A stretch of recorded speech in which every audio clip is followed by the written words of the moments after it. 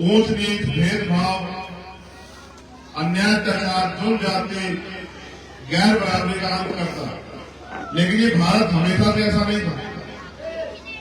इस भारत में गैर बराबरी, ऊंच नीच था, भेदभाव था। और ये भेदभाव, गैर बराबरी अपने आप खत्म नहीं हुआ, इसके लिए संघर्ष हुआ, बड़ा लंबा संघर्ष। मैं ये भी जानता हूं कि कुछ समय ऐसा होगा, कुछ हमारे साथी ऐसे भी होंगे जिन्होंने मद्यपान किया होगा, शराब पी होगी, वो भी बीच बीच में डिस्टर्ब करते रहेंगे। मुझे अब इस बात का भी आइडिया पूरा कि वो भी यहाँ होंगे, वो बीच बीच में डिस्टर्ब भी करते रहेंगे। मैं जानता हूं अपने लोगों को, क्योंकि हम अपने गम मिटाने के लिए शराब का सहारा लेते हैं। हमें लगता है शराब पीने से हमारे गम दूर हो जाएंगे, जबकि सच नहीं। तो मैं अपनी बात की शुरुआत करता हूं। ये देश जब आजाद नहीं था तो राष्ट्रपिता ज्योतिबा फूले, जिनका संघर्ष हमें सिखाया गया, जिनको बाबा साहब अम्बेडकर ने भी गुरु माना, जिन्होंने सबसे पहले देश में अंग्रेजों के शासनकाल में अन्याय, अत्याचार, जुल्म, जाति के खिलाफ आवाज उठाई। और ये घटना है तब की जब राष्ट्रपिता ज्योतिबा फूले अपने एक मित्र की शादी में चले गए और वहां जाति व्यवस्था के आधार पर ऊंची जाति के लोगों ने उनको अपमानित करके, मारपीट करके निकाल दिया। जब राष्ट्रपिता ज्योतिबा फूले अपमानित हुए तो वहां से एक नदी जो वहीं पड़ती है पुणे में, उस नदी के किनारे जाके बैठ गए और पूरी रात बैठे रहे। सुबह के समय सफाई का काम करने वाली दो महिलाएं जब उस नदी पर पहुंची तो उन्होंने ज्योतिबा फूले को बैठे देखा। जब ज्योतिबा फूले को बैठे देखा तो उन्होंने पूछा कि आप यहाँ क्या कर रहे हैं। तो उन्होंने अपनी घटना बताई कि मेरे साथ क्या हुआ। जब उन्होंने बताया तो ज्योतिबा फूले साहब ने कहा कि मेरा मरने का मन है कि मैं आत्महत्या करूं, मेरा अपमान हुआ। तो महिलाएं हंसने लगी। जब हंसने लगी तो ज्योतिबा फूले ने ये पूछा कि आप क्यों हंस रही हो। तो उन्होंने कहा ये तो हमारे साथ रोज होता है, हम तो कभी नहीं मरते, ना मरते ना मरने के बारे में सोचते। तो इसका मतलब ये है कि राष्ट्रपिता ज्योतिबा फूले को उस दिन पहली बार एहसास हुआ कि ये पढ़े लिखे लोग नहीं, इनको अपमान सम्मान का पता नहीं। तो उन्होंने उस दिन ठान लिया कि मैं अपना आगे का समय गरीबों, शोषितों, दलितों, पिछड़ों, आदिवासियों, महिलाओं को पढ़ाने में लगाऊंगा। पहले उन्होंने अपनी पत्नी को पढ़ाया, फिर उन दोनों ने 18 स्कूल खोल के बच्चों को, गरीबों को पढ़ाने का काम किया। फिर 1902 में छत्रपति साहू जी महाराज ने आरक्षण की व्यवस्था करा के 50% अपने राज्य में पिछड़े दलितों को नौकरी देने का काम किया। और बाबा साहब अम्बेडकर ने राष्ट्रपिता ज्योतिबा फूले को बिना देखे, क्योंकि राष्ट्रपिता ज्योतिबा फूले 1890 में चले गए और बाबा साहब 91 में पैदा हुए, उनको देखा भी नहीं, उनसे मिले भी नहीं, बस उनके संघर्ष, उनकी किताबों के आधार पर उनको गुरु मान के उन्हीं के आंदोलन को आगे बढ़ाया। आप महसूस करो कि बाबा साहब अम्बेडकर ने हमारे लिए क्या नहीं सहा। उनके 33 बच्चे कुर्बान हुए, तब जाके देश में हमें वोट देने का, पढ़ने का, पढ़ाने का, नौकरी करने का, रोजगार करने का, धार्मिक स्थल बनाने का, उसमें जाने का, महिलाओं को पढ़ने का, पढ़ाने का अधिकार मिला, संपत्ति रखने का, सम्मान से लेने का अधिकार मिला। और मैं अब आपको याद दिलाना चाहता हूं कि जब 16 अगस्त को 1947 को हम अंग्रेजों के गुलाम थे, 15 अगस्त 1947 को हम लोग आजाद हुए, लेकिन 16 अगस्त 1947 को बहुत बड़ा परिवर्तन हमारी जिंदगी में नहीं, क्योंकि 14 अगस्त को अगर हमारी जेब में 50 रुपए थे तो आजाद होने के बाद 16 अगस्त को हमारी जेब में 50,000 रुपए नहीं हुए। जिनके पास एक तक जमीन नहीं थी उनको जमीन नहीं मिली, जिनपे उद्योग नहीं था उनको उद्योग नहीं मिला, जिनपे नौकरी नहीं थी उनको नौकरी नहीं मिली, जिनपे मकान नहीं थे उनको मकान नहीं मिले। असल आजादी आई 26 जनवरी 1950 में जो संविधान लागू हुआ, जो संविधान ऊंच नीच भेदभाव काम करता है, जो संविधान हर व्यक्ति को बराबर का अधिकार देता है, लेकिन जब संविधान बाबा साहब अम्बेडकर ने सौंपा तो उन्होंने कहा कि आज हम विरोधाभास की जिंदगी में कदम रख रहे हैं। राजनीति में वन वोट वन वैल्यू, राजनीति में तो हम लोग बराबर हो जाएंगे, लेकिन जब तक देश में सामाजिक आधार पर गैर बराबरी रहेगी, जाति के आधार पर गैर बराबरी और आर्थिक आधार पर गैर बराबरी रहेगी। एक आदमी इतना अमीर है कि उसको यही नहीं पता उसके पास कितनी संपत्ति, और एक आदमी इतना गरीब है जिसके पास खाने को रोटी भी नहीं है, पहने कपड़े भी नहीं है। जब तक ये गैर बराबरी दूर नहीं होगी तब तक राजनीतिक लोकतंत्र, सामाजिक लोकतंत्र नहीं बन पाएगा। सामाजिक लोकतंत्र क्या होता है समझिए। लोकतंत्र का मतलब है जनता द्वारा जनता का शासन, लेकिन आज तो जनता का शासन कहाँ है? कुछ भी होता है जनता से नहीं पूछा जाता। और लोकतंत्र का मतलब यह है कि गरीब का बेटा भी इसमें हिस्सेदारी कर सकता है। लेकिन आप महसूस करके देखो, आज गांव में प्रधानी का चुनाव लड़ना हो तो लाखों रुपए की जरूरत होती है, और जिस आदमी को लाखों रुपए नहीं होते, गांव के लोग भी उसको कहते हैं कि क्या चुनाव लड़ेगा, इसमें तो पैसा ही नहीं। जबकि चुनाव पैसे देने में आया था, पॉलिसी से लड़ा जाता है। आपको वोट देने में पैसा नहीं लगता है। अगर आप ये सारी व्यवस्थाएं सरकार कराती है, आपको जाकर मोहर लगा के आनी होती है बैलेट पेपर पे, या ईवीएम का बटन दबाना पड़ता है। पैसे में चुनाव नहीं होता है। लेकिन जो बाबा साहब को शंका थी, वो शंका सही साबित हुई। जो लोग राजतंत्र में सत्ता में काबिज थे, वही लोग लोकतंत्र में सत्ता में काबिज हुए। पैसे वाले लोग उसे पकड़ ली और गरीबों की जिंदगी के साथ खिलवाड़ हुआ। महसूस करके देखो, 75 साल में अगर लोगों के आज पक्के मकान भी नहीं बने, खाने के लिए अच्छा भोजन, पीने के लिए साफ पानी की व्यवस्था, अपने घरों में जाकर देखो, नल के और टंकी का पानी का साफ है। अगर आप चेक कराओगे तो बहुत सारी बीमारियों का जन्म वो पानी दे रहा है, क्योंकि पानी बिल्कुल जो है खराब हो चुका नहीं जगह। पीने के लिए साफ पानी, पहनने के लिए अच्छे कपड़े और सर ढकने के लिए छत की व्यवस्था भी सरकार नहीं करा। जब बाबा साहब अम्बेडकर ने उनको एहसास था और उन्होंने अपने लोगों को कहा कि मैं बड़ी मुश्किल से तमाम तरह के अन्याय, अत्याचार, अपमान से इस कारनामे को यहाँ तक लेके आ पाया हूँ। अगर आप इसको आगे नहीं बढ़ा सकते तो उसको पीछे मत डाल देना। आज नौजवान यहाँ बैठे हैं, आप महसूस करके देखो कारवा आगे जा रहा है पीछे जा रहा है।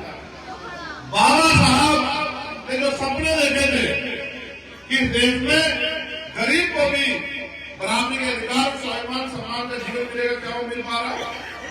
क्या जुल्म जाति होनी बंद हो गई है? क्या जाति के आधार पर भेदभाव बंद हो गया है? क्या देश जातों का आगे बढ़ने एकजुट हो पाया है? क्या भाईचारा बन पाया? तो आपको लगेगा कि बाबा साहब ने सपनों के विरोध में काम हुआ।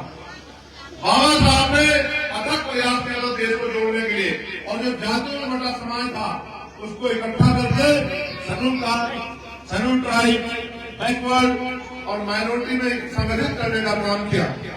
शेड्यूल कास्ट के रूप में हम लगभग 1000 जातियों में बटे हुए थे, उन्होंने पूरी जातियों का पैर में शेड्यूल कास्ट बनाया। लेकिन हम तो अपने महापुरुषों के विचारों के खिलाफ काम करते हैं, हम कभी करते हो नहीं पाए। आज हालात ये है कि कल क्या कानून बनेगा इसकी भी जानकारी हमें नहीं है। मैं आपको बुनियादी बात बताता हूँ। जब बाबा साहब ने वोट का अधिकार दिलाया तो उन्होंने कहा, आज मैंने रानी का पेट चीर दिया, आज के बाद राजा बैलेट बॉक्स से तैयार होगा, आपकी वोट से तैयार होगा। उनको उम्मीद थी कि हजारों साल जिनको कुर्सी पर नहीं बैठने दिया गया, अब वो वोट के जरिए कुर्सियों में बैठेंगे, राजकाज चलाएंगे, पॉलिसी बनाएंगे, अपने लोगों की समस्याओं को दूर करेंगे। ये संविधान है जिसकी वजह से पाल, प्रजापति, कश्यप, सैनी, मौर्य, शाक्य, कुशवा, जाट, मोहम्मद, तमाम वाल्मीकि, पासी, धोबी, कोरी, खटीक का बच्चा डॉक्टर, इंजीनियर, IAS, IPS बनता है। आजादी से पहले नहीं बनता था। 100 में से एक कोई जो अंग्रेजों की सेना में नौकरी करता था, उसके बच्चे को अवसर मिलता था। ये सारे अवसर बाबा साहब अम्बेडकर के संविधान से आए। तो जब बाबा साहब अपने लोगों को वोट के लिए तैयार कर रहे थे, उसमें बड़ा समझदार था। उसने कहा कि बाबा साहब ने लोग तैयार कर दिए, ये इनके पास वोट है, राज ले लेंगे। तो उन्होंने साजिश की कि इनके पास वोट है, हमारे पास नोट है, हम इनकी वोट को नोट से खरीद लेंगे। बाबा साहब समझाते थे, लेकिन समाज की जरूरत पैसा थी। समाज दुश्मन आता था, पैसे देकर वोट खरीद लेता था। बाबा साहब समझाते समझाते 56 में चले गए। ये कहते हुए जो आगरा में उन्होंने भाषण दिया कि मुझे मेरे पढ़े लिखे लोगों ने धोखा दिया और जो मैं करना चाहता था उसका 10% भी नहीं कर पाया। मेरे बच्चों, इस कारवा को संभाल कर रखना, इस कारवा को बचा कर रखना। मुझे मरने के बाद मरा हुआ समझना, जब तक संविधान जिंदा मैं जिंदा। बाबा साहब छप्पन में चले गए, उसके बाद ये बात समझ में आई माननीय काशीराम साहब के, जो क्लास 1 के सर्टिफिकेट थे, अधिकारी थे, उन्होंने अपनी नौकरी को छोड़ के माननीय वाल्मीकि जी के कहे से एनिलेशन ऑफ बर्थ, जाति का विनाश नाम की किताब पढ़ के उन्होंने बाबा साहब के मिशन को, फूले साहब के मिशन को चलाने का फैसला लिया। गांव जाके समाज को समझाने लगे। समाज को अपनी जरूरतों में डूबा हुआ था। जब समाज को समझाते तो समाज उनको ही आरोप लगाता, समाज उनको तरह तरह की बातें कहता, लेकिन कभी उन्होंने अपना रास्ता नहीं छोड़ा। वो लगातार चलते रहे और उन्होंने ये बात समझी कि हम पीछे क्यों हैं। तो उनको पता लगा कि हमारे लोग वोट को बेचते हैं, तो उन्होंने नारा दिया कि वोट की रक्षा बहन बेटी की रक्षा करनी है, वोट को बेचना नहीं है, वोट को जिम्मेदार आदमी को सौंपना है। समाज ने उनकी बात को मान लिया और वोट को बेचना बंद कर दिया।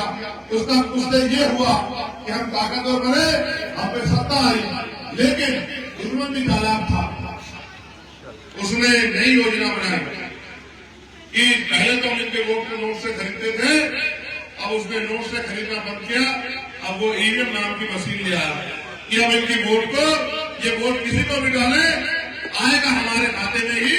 वो ईवीएम नाम की मशीन को लाके उन्होंने वोट की चोरी शुरू कर दी। फिर हमारे जागरूक लोगों ने उसके खिलाफ मोर्चा लिया और सुप्रीम कोर्ट ने आदेश दिया कि मशीन से चोरी हो सकती है, इसमें वीवीपैट लगेगी और वीवीपैट लगाने के आदेश दिए। लेकिन जिनकी सत्ता होती है, कोर्ट भी उनकी सुनता है, पुलिस भी उनकी सुनती है, अधिकारी भी उनके सुनते हैं। सभी वीवीपैट की गिनती नहीं होती, इसमें चंद वोटों की गिनती होती है और गिनती भी वो कहते हैं जो दूसरे नंबर की पार्टी है उसी की गिनती होगी, किसी तीसरे कैसे गिनती नहीं होगी। अब ईवीएम के जरिए वोट की चोरी होने लगी। जब हमारे लोगों ने इसकी मुखालफत की, इसका विरोध किया, तो दुश्मन बहुत समझदार, वो राशन लेने पे आ गया। उसने राशन लेना शुरू कर दिया कि पिछली सरकार ने आपको कुछ नहीं दिया, आप राशन लो, हमें वोट दे दो। ये सरकारें आपके बारे में सोचते हैं। मगर मेरे जिम्मेदार लोगों को, मेरी माँ बहनों महसूस करो, क्या बाबा साहब ने अपने चाचा बच्चों की कुर्बानी का वोट हमें इसलिए दिया था कि हम इसको राशन को बेचने लग जाए। आप महसूस करो जो मैं बात आपसे कहना चाहता हूँ और इसको समझो। इस देश में जीएसटी के आधार पर 28% टैक्स लगता। आप 1 रुपए का सामान खरीदते हो, 28 पैसे सरकार के खाते में जाते हैं। आप 100 रुपए का सामान खरीदोगे, 28 रुपए सरकार के खाते में जाएंगे। अगर एक परिवार पूरे 1 महीने में 5000 रुपए का सामान खरीदेगा तो 1400 रुपए सरकार के खाते में जाएंगे।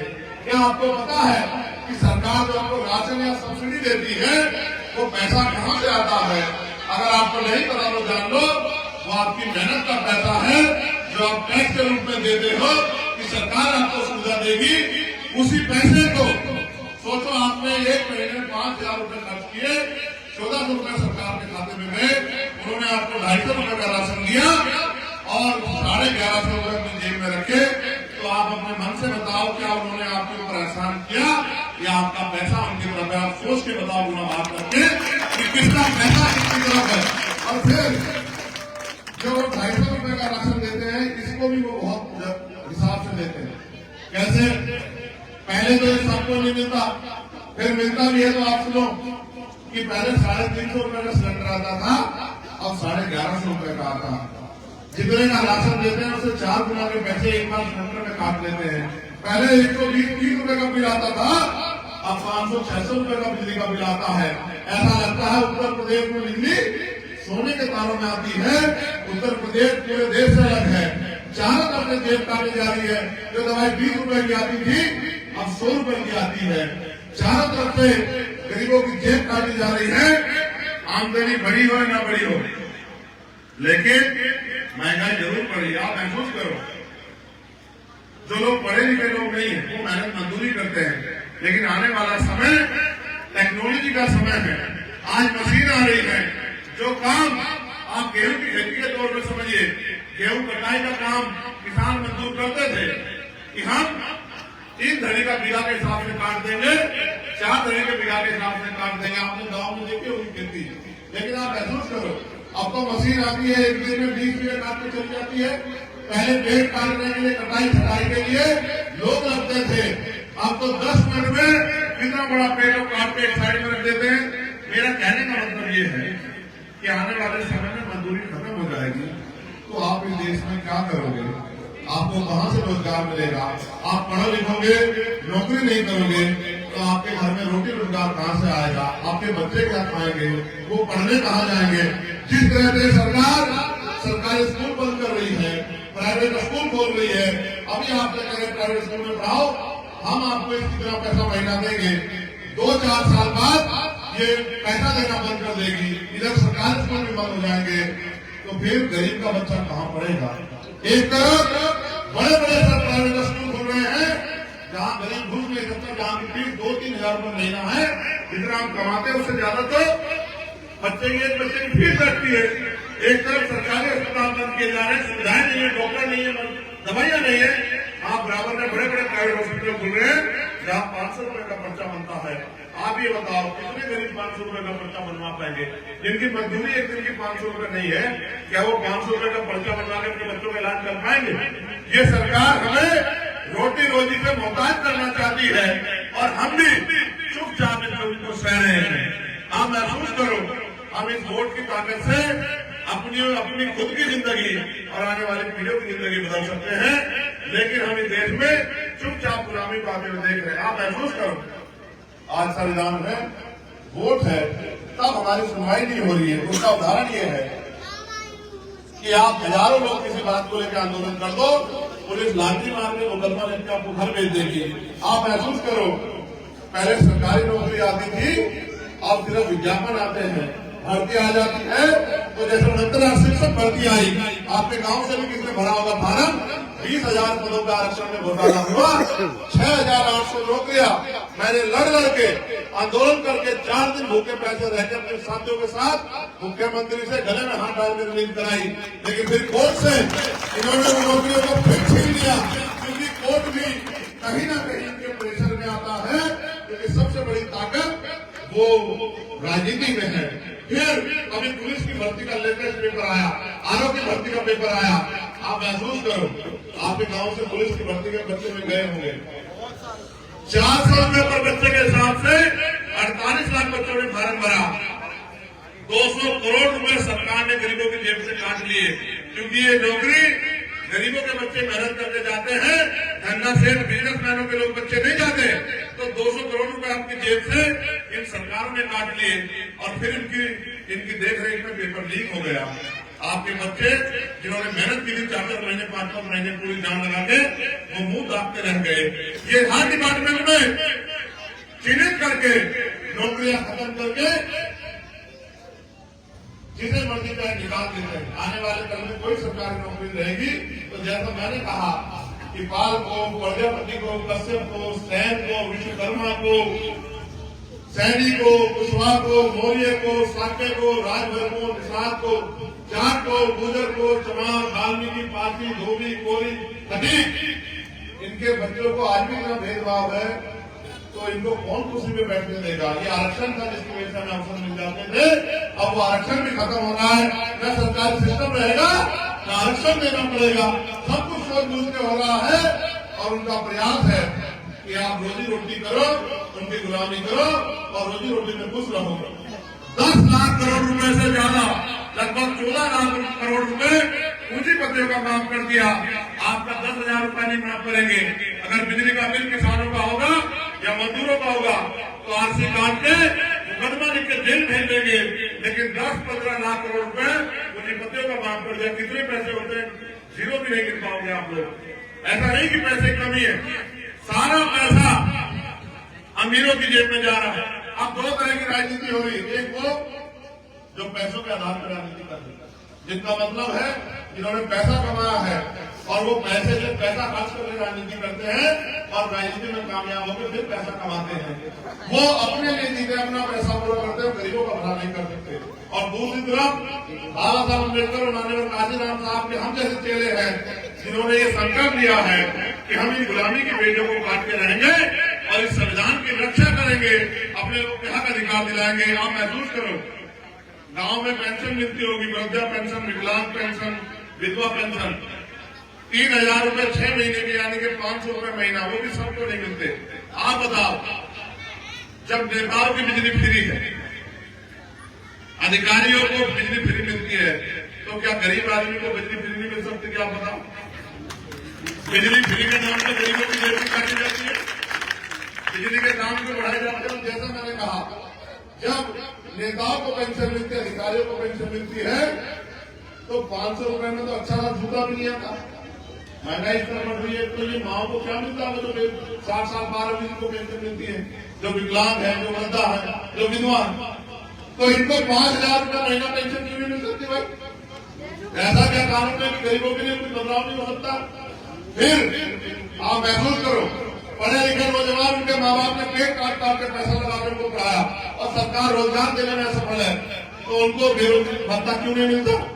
क्यों बेरोजगार भत्ता उनको देकर के हाथ मजबूत नहीं किए जाते? क्यों नौजवान इस देश का सफाई करता है? क्यों किसानों को फसल के दाम नहीं मिलते? क्यों मजदूरों को न्यूनतम वेतन, वो मजदूर भी 8-10 घंटे काम करता है, उसको 400 रुपए मिलते हैं, वही कर्मचारी को 1,012 रुपए मिलते हैं? ये गैर बराबरी क्यों है? उसको 1,000 रुपए क्यों नहीं मिलते? क्योंकि वो 1 नंबर से नौकरी में रह गया तो वो भूखा मरेगा। ये सरकार की पॉलिसियां। इसलिए मैं आपसे कह रहा हूं, ऐसा नहीं कि रोजगार नहीं मिल सकता। मैं आपको रोजगार के तरीके बताता हूँ। मैं वकील हूँ, पढ़ा लिखा, मेहनत करके संघर्ष करके पहचान बना। आप ये देखो, हम लाखों करोड़ रुपए का माल चाइना से खरीदते हैं नौजवानों। आप बाजार में जाओ, हर दुकान पे चाइना का माल मिलेगा। हमारे यहाँ दुकानों, चाइना का मोबाइल, चाइना की ट्यूबलाइट, चाइना की बैटरी, चाइना का सामान, सब कुछ आपको चाइना में मिलेगा। ये बांग्लादेश में मिलेगा और किसी कंट्री में मिलेगा। आप ये बताइए, मैन्युफैक्चरिंग भारत में नहीं हो सकती है? अगर ये मैन्युफैक्चरिंग भारत में हो तो कितने लाख लोगों को रोजगार मिल जाएगा? सरकार चाहे, लेकिन नहीं देना चाहती, क्योंकि अगर आपकी जेब में पैसा आएगा तो उनकी गुलामी कौन करेगा? आप महसूस करो, कच्चा उद्योग घरों में लग जाए, सरकार खरीदारी करे, तो यहाँ की बहनों माओं को जो घास काट के पशुपाल के जेब में पैसा कमाना पड़ता है, मेहनत मजदूरी करनी पड़ती है, 200-250 रुपए मेहनत करनी पड़ती है, इनको भी 10-15 हजार रुपए का रोजगार घर में बैठे मिल सकता है। लेकिन ये निकम्मी बहरी सरकार देना नहीं चाहती, क्योंकि गरीबों के घर में रोटी ना आ जाए। आप महसूस करो, जब यहाँ हरिद्वार कितनी दूर आपसे 100 किलोमीटर, आपने रोशनाबाद एक जगह सुनी होगा, इंडस्ट्रियल एरिया लगा यहाँ के बहुत सारे नौजवान वहां नौकरी करते होंगे। आप ये मुझे बताओ, जब इंडस्ट्रियल एरिया वहां लग सकता है तो बिन्नौर नगीना में क्यों नहीं लग सकता? आप बताओ मुझे। यहाँ लाखों नौजवान को रोजगार मिल सकता है, नहीं मिल सकता? आप बताओ, इंडस्ट्रियल एरिया लगे। आप महसूस करो, 2 घटनाओं ने मेरा दिल बिल्कुल तोड़ दिया। एक हमारे साथी थे सलीम भाई, पत्रकार थे लखनऊ में। जब मैं उनको हार्ट अटैक आया, जब मैं उनके घर गया, उनका इंतकाल हो गया, तो उनके एक भाई ने मुझे बताया कि चंद्रशेखर भाई, अगर यहाँ कोई अच्छा हॉस्पिटल होता तो सुनी भाई बच जाते, क्योंकि हम उनको इतना धामपुर उठा के लेके गए, इतने में उनकी जान चली गई। मैं आपको जिम्मेदारी में पूछना चाहता हूँ, मेरे भाइयों बहनों, जितने भी समाज के लोग यहाँ, क्या बताओ, आजादी के 75 साल बाद भी सरकार को महसूस नहीं हो कि यहाँ एक जैसा बड़ा हॉस्पिटल होना चाहिए? होना चाहिए नहीं होना चाहिए? बताओ आप मुझे। क्या ये गरीब अमीर प्राइवेट हॉस्पिटलों के बाहर खड़े मरते रहेंगे क्या? लेकिन सरकारों को नेताओं क्यों नहीं सुनता? आप ये महसूस करो, जिस व्यक्ति को आप चुन के भेजते हो, ये उसकी जिम्मेदारी है कि वो जाके लोकसभा विधानसभा में सरकारों से सवाल करे कि जिन लोगों ने मुझे चुन के भेजा, उनकी समस्या है, वहां ये परेशानी है, आप इस पर गौर कीजिए, आप इसका बजट बनाइए। हमारे यहाँ एक जगह हॉस्पिटल बनना चाहिए, हमारे यहाँ इंडस्ट्रियल एरिया मिलना लगना चाहिए, हमारे जो पढ़े लिखे नौजवान है उनको लोन मिलना चाहिए, उनको रोजगार मिलना चाहिए, और जो बैकलॉग आपने जमा कर रखा है ये बैकलॉग भरना चाहिए। लेकिन कोई बोलता नहीं तो सरकार कुछ करती नहीं। इसलिए मैं आपसे कहना चाहता हूँ, अगर आप इस गरीबी की जिंदगी में खुश हो फिर तो कोई बात नहीं। अगर आप इसको बदलना चाहते हैं, आपने 100 नेताओं को मौका दिया, तो फिर अपने भाई चंद्रशेखर आजाद के हाथों को मजबूत करो कि वो इस लड़ाई को आपको लड़के दिखाए कि लड़ाई कैसे लड़ी जाती है। और अगर आपने ये कर दिया तो मैं जिम्मेदारी से कहता हूं कि फिर आपको किसी का के हाथ नहीं फैलाना। आज जो जुल्म जाति गरीबों पे हो रही है, नौजवानों पे हो रही है, महिलाओं पे हो रही है, आपने देखा 2 घटनाएं आपको बताऊंगा पिछले 3 दिन की, 2 महीने 4 महीने 6 महीने की बताऊंगा, आपका ध्यान क्या होगा। मिलत रामपुर में क्या हुआ आपको पता नहीं पता, बताओ किस तरह से बाबा साहब अम्बेडकर के वोट के नाम पर प्रधानमंत्री जिनकी बात करते हैं, अपनी बीजेपी के लोग हर बात से पहले बाबा साहब की बात करते हैं, अपने बैनर पे फोटो लगाते हैं बाबा साहब का। उसकी सच्चाई क्या है कि बाबा साहब के वोट के नाम पे उन्होंने दलित समाज के खून से होली खेली और उन महिलाओं पे लाठियां मारने वाली माओ बहनों पे, और फिर सरेआम गोली मार के आपके 17 साल के भाई के खोपड़ा पीट दिया, उसकी जान ले ली। उसकी मां चिल्ला रही थी, उसका भाई चिल्ला रहा था कि हम अपना भाई कहां से लाए। मैं तो उस वीर शहीद सोमेश को नमन करता हूं जिसने बाबा साहब अम्बेडकर के नाम पे अपने प्राणों की शहादत की। हम सोमेश को कभी भूलेंगे नहीं। लेकिन आप बताओ, सोमेश की मां ने क्या उसको इसलिए पैदा किया था कि पुलिस की गोली से उसको स्वीकार करना पड़ेगा। फिर एक बच्चा जिसके दोनों पैरों में गोली लगी, ये भी इससे भी आगे बढ़ो। वहां तो मैं गया था वो लड़ाई लड़ने और उनकी बात को मजबूत करके आप 25 को मुकदमा उस सीओ एसडीएम को हटा के और तमाम तरह की उनकी मदद है वो करवा के उनसे मैंने कहा कि 10 दिन में गिरफ्तारी करके कार्रवाई करो, वरना बड़े से बड़ा आंदोलन किया जाएगा। लेकिन अभी ऐसा हुआ है, आज ही मैंने पढ़ा कानपुर में 2 बच्चियां जो काम करती थी भट्टे में शायद, उनके साथ जुल्म जाती हुई, उनका अश्लील वीडियो बना गया, उनके साथ रेप किया गया। मुझे कहने में शर्म आ रही है, भारत है जहां बेटियों को पूजा जाता है, जहां उनको देवी माना जाता है महिलाओं को, लेकिन उसी भारत में, उसी उत्तर प्रदेश में जहां बड़े बड़े वादे दावे हो रहे हैं, मुख्यमंत्री करते हैं, उन दोनों बच्चों ने आज सुसाइड किया या हत्या हुई किसी को नहीं पता है, क्योंकि जांच होगी तब पता लगेगा। आज उन दोनों बच्चों के सब मैंने लटकते देखे, वो बच्चों के सब नहीं थे, वो उत्तर प्रदेश की कानून व्यवस्था थी जो ताकतवर लोगों के हाथ में है, जहां गरीब की बेटियों को हंधों में लटक के जान देनी पड़ती है। उत्तर प्रदेश बन गया। एक तरफ वो नेता है जिनको आपने चुन के भेजा, जो गूंगे पहने हुए बैठे, जिनको जुल्म दिखता नहीं है। एक तरफ चंद्रशेखर आजाद है, गुरु है, जिन गुरु को आप अपना पिता मानते हैं। मेरे आज भी याद है सदगुरु समझदार जी महाराज कहता, उन्होंने मुझे आदेश किया, वो मुझसे बहुत प्यार करते हैं। अगर आपने देखा हर सत्संग में मुझे फोन करवा देते थे कि भाई आ जाना, और जब कोई कहता था कि इनके सर पे हाथ रखो तो कहते मेरा क्या, उससे बड़े लोगों का भी हाथ इनके सर पे है। वो उन्होंने भी मुझे कहा कि मान सम्मान की लड़ाई आप महसूस करो कि जब वो गुरु घर तोड़ा, वो गुरु घर जो 600 साल पहले सिकंदर लोधी ने सतगुरु रविदास जी महाराज को दिया। और क्यों दिया? क्योंकि जब सतगुरु जी ने उन्होंने गिरफ्तार करवा दिया तो जहां भी जाते वही सतगुरु जी हर व्यक्ति में दिखाई देते। फिर उसने माफी मांगी, सतगुरु जी से कहा कि सतगुरु जी मुझसे गलती होगी, मगर आप जब आगे हो तो इस राज में रह के जाना, आपके पवित्र चरण यहाँ पड़ेंगे तो यहाँ की जिंदगी बदल जाएगी। उस जगह को उन्होंने छीन लिया। हम लोग लड़े, हमने केंद्र सरकार को झुकाया, हमने सुप्रीम कोर्ट को झुकाया, हमने लाठियां खाई, मुकदमे के लिए 2 महीने जेल काटी, लेकिन आपके सम्मान की रक्षा की। एनआरसी के मामले में आपके सम्मान की रक्षा की। और फिर मैं आपसे कह रहा हूँ, सतगुरु जी ने भी बहुत सारी बाड़ियां कही। ये नौजवान लोग सुन लेना, यहाँ गुरु जी बैठे हैं, ये मेरे पिताजी प्राइमरी स्कूल में मास्टर थे, तो मैं गुरुओं का बहुत सम्मान करता हूँ। सतगुरु जी ने कहा, आप मेरी बात को बता दें, मैं झूठ बोल रहा हूँ। एक बार सतगुरु जी के शिष्यों ऐसे पूछा जैसे हम लोग बैठे, जैसे आप मेरे को पूछ ले कि गुरु जी हम मेहनत मजदूरी भी करते हैं, तमाम तरह की मुसीबतें भी उठाते हैं, भूखे पेट काम भी करते हैं, लेकिन सुख शांति वाले जीवन में क्यों नहीं? तो सतगुरु जी ने कहा, रविदास मानुष करी पसंद को शुगर है तो ठाव, एक सुख स्वराज माही दूसरा बनकर खाओ। सतगुरु जी ने कहा सुख शांति का जीवन चाहिए तो उसके 2 रास्ते हैं।